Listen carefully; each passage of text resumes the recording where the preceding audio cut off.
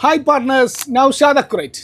കഴിഞ്ഞ വീഡിയോകളിൽ ചില സേവനങ്ങൾക്ക് വിത്തോൾഡിംഗ് ടാക്സ് നിരക്ക് 5% നിന്ന് 15% മാറുന്നത് പേയ്മെന്റ് ഒരു റിലേറ്റഡ് പാർട്ടിക്ക് അഥവാ ബന്ധമുള്ള കക്ഷിക്കാകുമ്പോഴാണ് എന്ന് പറഞ്ഞിരുന്നല്ലോ. അത് ആരാണ് എന്ന് നമുക്ക് ഈ വീഡിയോയിൽ ലളിതമായി ഒന്ന് വിശദീകരിക്കാം. നിയമപരമായി റിലേറ്റഡ് പാർട്ടി എന്നതുകൊണ്ട് ഉദ്ദേശിക്കുന്നത് പ്രധാനമായും കൺട്രോളാണ്. ഒരു വ്യക്തിക്കോ സ്ഥാപനത്തിനോ മറ്റൊരാളുടെ മേൽ കാര്യമായ കൺട്രോൾ ഉണ്ടെങ്കിൽ അവരെ റിലേറ്റഡ് പാർട്ടിയായി കണക്കാക്കും. പൊതുവായി പറഞ്ഞാൽ ഈ നിയന്ത്രണത്തിൻ്റെ അളവുകോൽ 50% അല്ലെങ്കിൽ അതിൽ കൂടുതൽ ഓഹരിയോ വോട്ടവകാശമോ അല്ലെങ്കിൽ മൂല്യമോ ആണ്. നിയമപ്രകാരം വിവിധ തരം റിലേറ്റഡ് പാർട്ടികളുണ്ട്. അതൊന്ന് നോക്കാം. 1.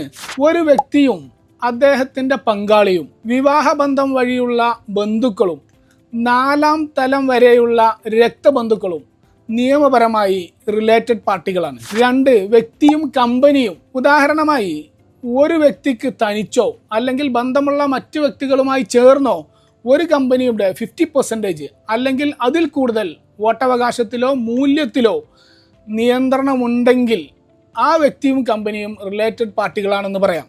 3. കമ്പനികൾ തമ്മിൽ.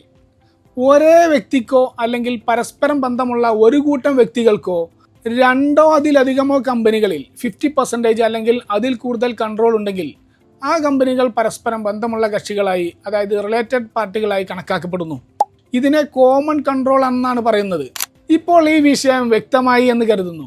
എന്നാൽ നിങ്ങളുടെ ഒരു കരാറിൽ വിത്തോൾഡിംഗ് ടാക്സ് ബാധകമായ സേവനങ്ങളും ബാധകമല്ലാത്ത സേവനങ്ങളും ഒരുമിച്ച് വന്നാൽ എന്ത് ചെയ്യും? അടുത്ത വീഡിയോയിൽ നമ്മൾ ഈ വിഷയം ചർച്ച ചെയ്യും. Hope to see again. Thank U.